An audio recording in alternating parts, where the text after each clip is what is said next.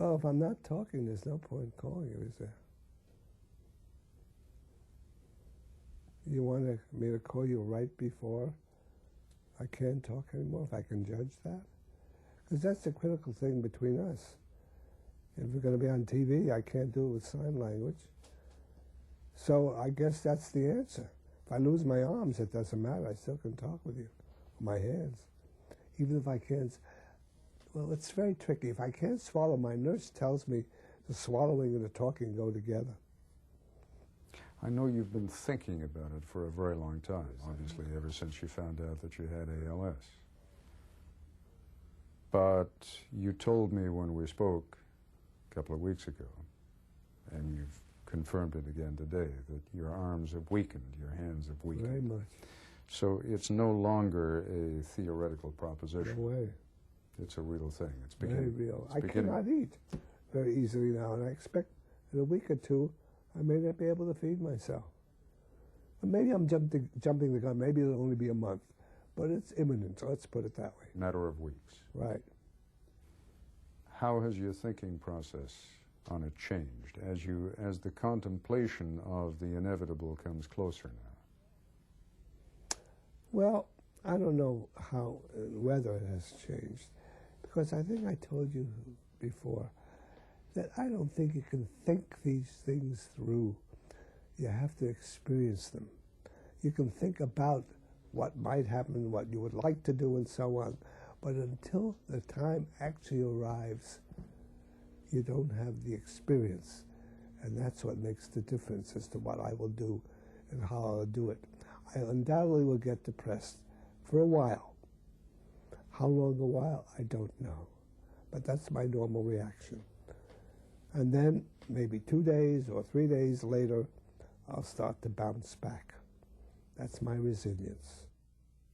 The last thing you and I talked about when I was here a few weeks ago was the means of your dying.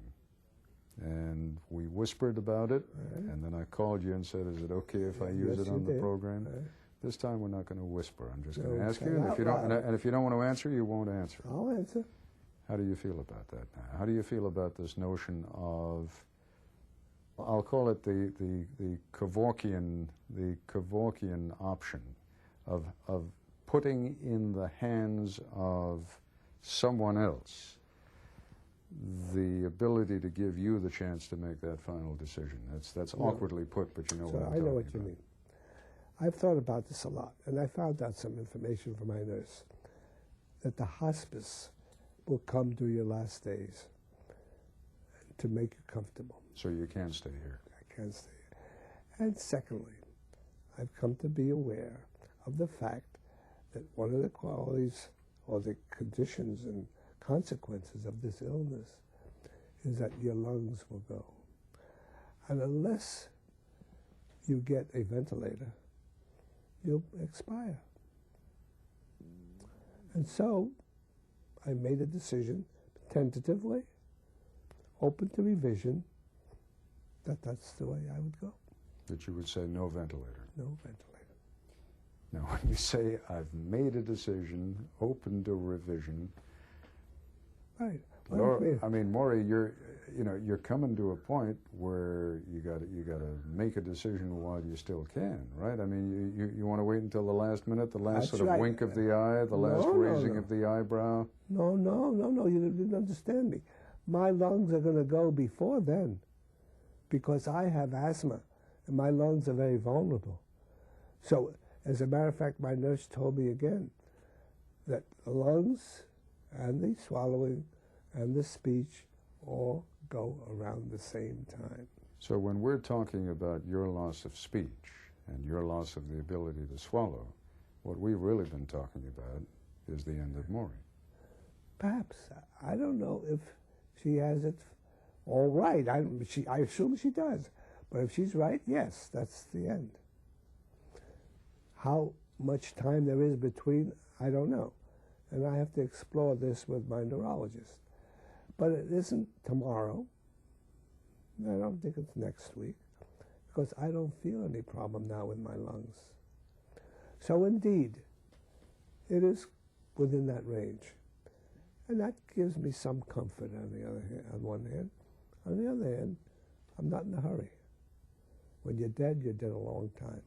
I'm not in a hurry. But I'm going to live as fully as I can while I'm here.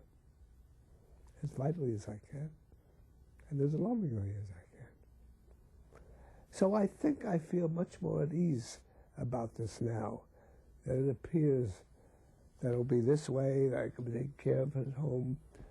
And that, you know, I'll go out and it'll be, I hope, with a degree of inner peace. And, you know, with some feeling I've lived a good life.